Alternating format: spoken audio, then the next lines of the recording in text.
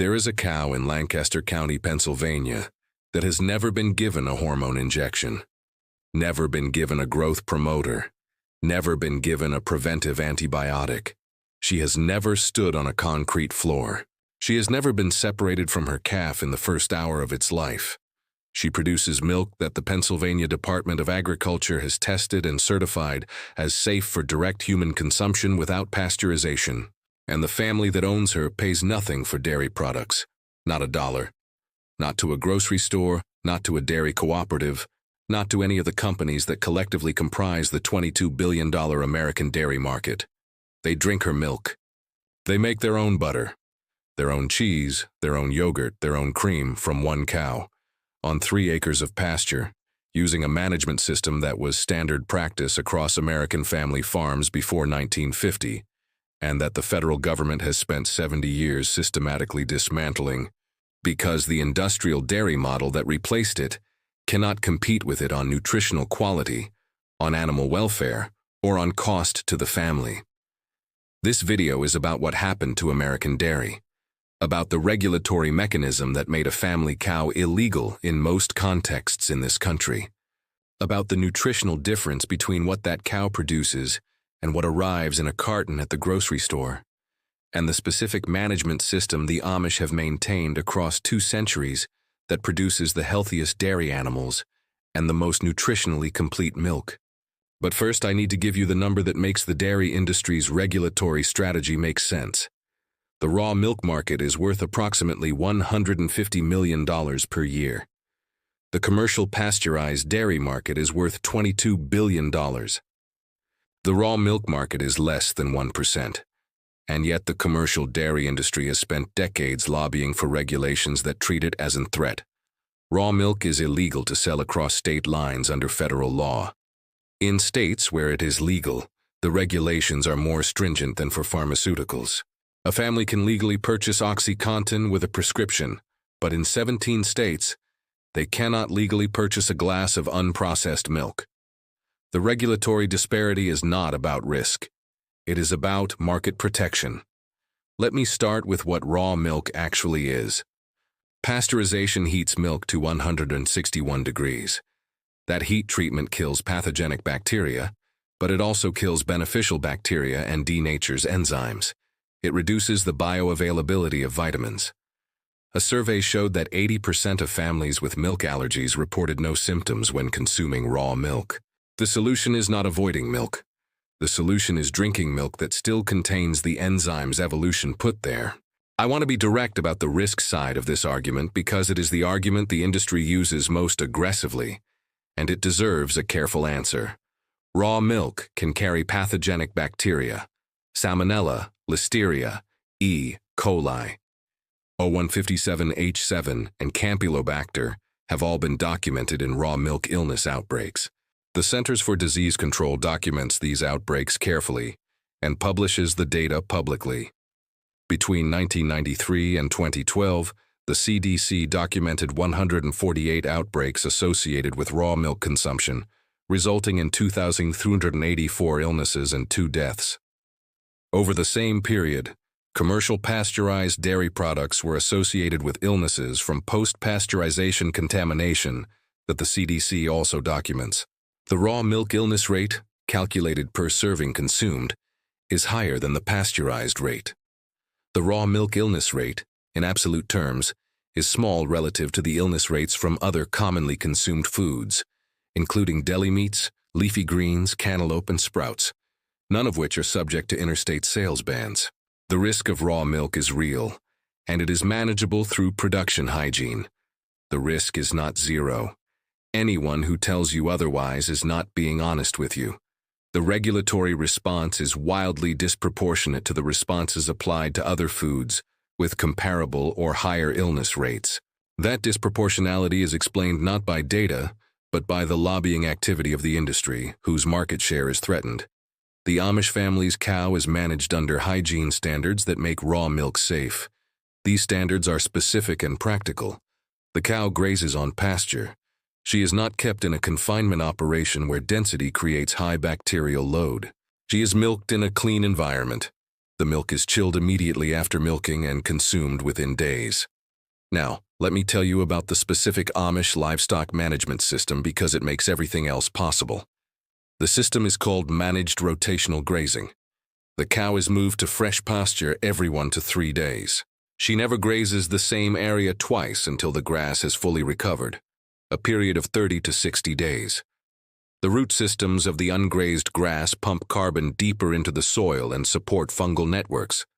The pasture improves every year that rotational grazing is practiced, rather than degrading. The cow's manure fertilizes the pasture. The pasture feeds the cow. The cow feeds the pasture. The system is self-sustaining in a way that confined dairy production is structurally incapable of being. The Amish family's cow is the center of a closed biological loop. The distinction determines everything. A 3-acre pasture under rotational management in the mid-Atlantic or Midwest produces sufficient forage to support 1 dairy cow through the grazing season.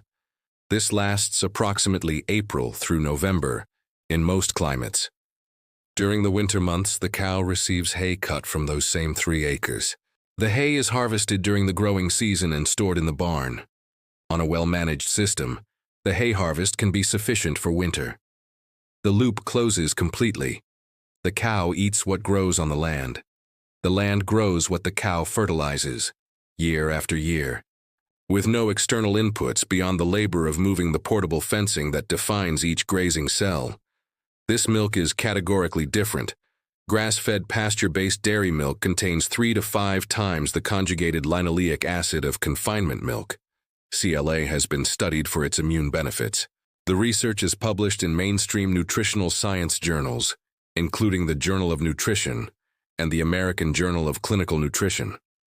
The mechanism of action is studied, and the source that produces the highest concentrations is not a supplement. It is milk from a grass-eating cow. Grass-fed milk contains 2 to 5 times the omega-3 fatty acids, approaching the ratio that nutritional researchers consider optimal for human inflammatory balance. Confinement dairy milk, from grain-based feed, has a ratio far outside that range. The consequence of consuming imbalanced ratios is an area of active research. Now I want to tell you what the Amish family does with that milk. It is the entire range of traditional dairy products. The Lancaster County family makes butter from the cream that rises to the top of unhomogenized raw milk within 12 to 24 hours. Homogenization does not occur in raw milk. The cream rises, you skim it. You shake or churn it until the fat globules aggregate into butter. The remaining liquid, buttermilk, separates. Total time: 15 minutes of active work per pound of butter. Total cost beyond the milk itself: 0. The family produces the equivalent of $15 grocery store butter in 15 minutes from milk produced at 0 incremental cost. Cheese. Soft, fresh cheese, the category that includes ricotta, queso fresco, farmer's cheese, and chèvre from goat milk. It requires only heat, an acid, and a strainer. You heat the milk to 190 degrees. You add vinegar or lemon juice. The proteins coagulate. You strain through cheesecloth. You have fresh cheese. Total time, 30 minutes. Total additional cost, pennies for the acid. A pound of comparable fresh cheese at retail, $8 to $12. The hard cheeses, cheddar, Gouda, aged varieties, require rennet and more time, but the principle is identical. The Lancaster County family ages a small stock of hard cheese through the winter, consuming it alongside their fermented vegetables. The fermentation cellar and the cheese cave serve the same biological principle at different scales. Controlled microbial transformation over time, producing food that is more nutritionally complex and more shelf-stable than the raw ingredient it came from. Yogurt.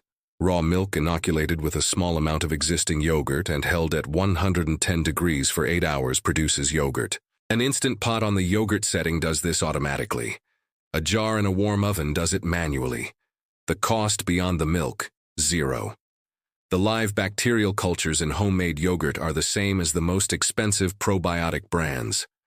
A quart of comparable quality yogurt at retail, $5 to $8. The Lancaster County family produces it for approximately 2 cents. The complete home dairy program replaces a grocery line item that averages $180 to $240 per month for a family of 4. Over 30 years at those rates, $64,800 to $86,400 in dairy product value produced at home. The net savings over 30 years approach $55,000 to $70,000. That is a significant number from 1 or 2 animals. Weston A. Price documented something that the industrial nutrition science of his era found uncomfortable. The populations he studied that consumed full-fat dairy from grass-fed animals demonstrated superior skeletal development and disease resistance. He attributed the difference to fat-soluble activators, compounds present in the fat of grass-fed animals that supported biological processes. The CLA, the omega-3 balance, the vitamin K2, the enzyme content, are the specific mechanisms behind the outcomes he observed. The Amish communities in Lancaster County were among the populations he could have visited to find the same outcomes. The industrial dairy model still cannot produce what that food contains, regardless of how much it is enriched and fortified. Grass-fed, pasture-based dairy milk from cows, managed in the way the Amish manage their livestock, contains significantly higher levels of fat-soluble vitamins, including vitamin K2. Vitamin K2 is the compound we discussed in the fermentation video as a key nutrient for directing calcium into bones rather than arterial walls. Vitamin K2 is produced by the bacteria in the gut of a ruminant eating its evolutionary diet of grass. A confinement cow eating corn and soy does not produce K2 in meaningful quantities. A pastured cow eating grass does. The milk reflects what the cow eats. The cow eats what grows on the land it grazes. The land grows what the management system encourages it to grow. Every link in the chain matters. Now, I need to tell you how this became illegal. The regulatory history of raw milk in America is one of the clearest examples of market protection. This masquerades as public health regulation. But before the pasteurization story, there is another chapter in the regulatory history of American dairy that most never heard of. In 1993, the FDA approved recombinant bovine growth hormone, rBGH, also called rBST, for use in dairy cows. This synthetic hormone was produced by Monsanto under the brand name Posilac. It increases milk production by 10 to 15%. It also increases the cow's susceptibility to mastitis. This udder infection requires antibiotic treatment and contaminated milk with both bacterial pathogens and antibiotic residues. Canada refused to approve rBGH after an independent review concluded human health data was insufficient and animal health impacts were unacceptable. The European Union, Australia, Japan, and most developed nations refused to approve it. The United States approved it. The commercial dairy market adopted it widely. The result was higher milk production per cow, more concentrated confinement operations, more mastitis, more antibiotics, and milk with IGF-1 levels. Insulin-like growth factor 1 has been associated by some researchers with increased cancer risk. The research on rBGH's effects on cattle health is not contested. The Amish family's cow has never received rBGH. The Amish do not use it. Their cows are not pushed to maximum production by artificial hormonal intervention. Their cows produce what they produce on grass and hay, and the management system that has kept them healthy for 200 years. The milk reflects that. The family that drinks the milk and eats the cheese reflects it in health outcomes that have consistently distinguished Amish communities from the surrounding population. Before 1924, raw milk was the standard dairy product consumed across America. Pasteurization existed as an industrial technology, but it was not mandated. Dairy farmers who maintained clean operations sold raw milk directly to consumers. Illness outbreaks were predominantly associated with unsanitary urban dairies. The distinction between production hygiene and intrinsic safety was understood. Mandatory hygiene standards and regular testing were available and being implemented. The alternative solution that was adopted instead was mandatory pasteurization, not because it was the most targeted solution to the identified risk, because it was the solution that benefited industrial-scale dairy operations. A large industrial dairy operation, producing milk from thousands of confined cows under conditions that virtually guaranteed high bacterial loads, needed pasteurization. A small farm with a few cows, managed under clean conditions, did not need pasteurization to produce safe milk. But mandatory pasteurization applied uniformly eliminated the competitive advantage that the clean small farm had over the large industrial operation. The industrial operation's inherent contamination problem is solved at no cost, while the small farm's clean production advantage is eliminated by regulatory requirement. The National Dairy Council, funded by commercial producers, supported mandatory pasteurization legislation actively in the 1920s and 1930s. The public health argument was genuine. Pasteurization did reduce illness. The market protection argument was also genuine. It advantaged large industrial producers. The small family farm's cow was regulated out of the commercial market by a law publicly justified on health and privately welcomed for market protection. The Amish family's cow was never part of the commercial market. The Amish have always practiced herd share arrangements. A herd share is not a sale of milk. It is a boarding agreement where families share the milk as partial owners of the animal. It has allowed Amish and other traditional farmers to maintain direct milk-sharing relationships in states where retail raw milk sales are prohibited. What the herd share structure cannot do is scale to compete with industrial dairy. It cannot build a distribution network or grocery store presence.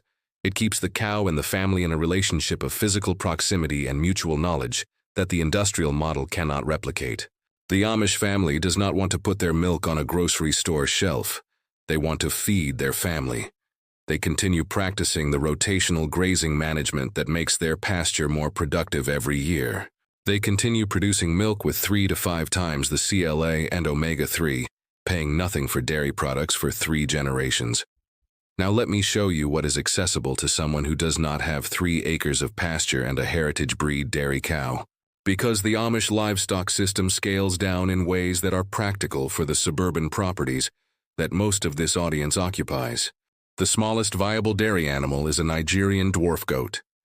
An adult Nigerian dwarf doe stands approximately 17 to 21 inches at the shoulder and weighs 60 to 80 pounds.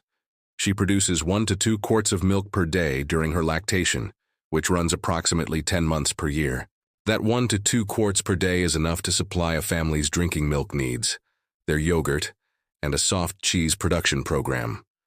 A pair of Nigerian dwarf does produces 2 to 4 quarts per day, enough for a family of 4 to be completely dairy independent. A Nigerian dwarf goat requires approximately 200 square feet of exercise area and basic shelter. She eats hay, browse, and pasture. She is legal to keep in most rural areas, and a growing number of suburban jurisdictions where the backyard livestock movement has produced regulatory reform.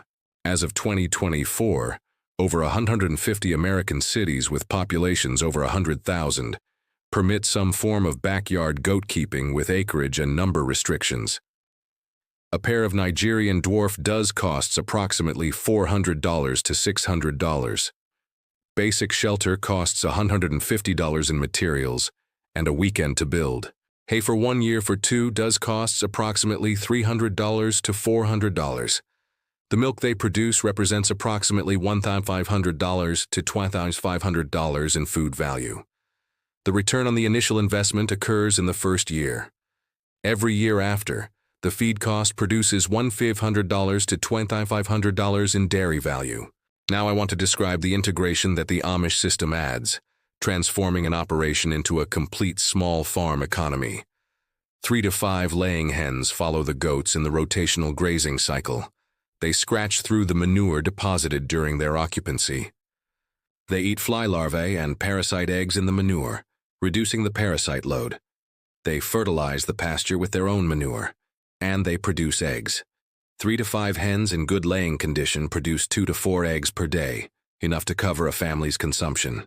The combined system, 2 Nigerian dwarf does producing a quart each of milk per day, and 3 to 5 hens producing 3 eggs per day, occupies approximately 500 square feet of shelter, and requires approximately 2,000 square feet of rotational pasture, divided into 6 to 8 cells for weekly rotation. On a property with access to 2,500 square feet of outdoor space, this system produces the majority of a family's protein and dairy needs.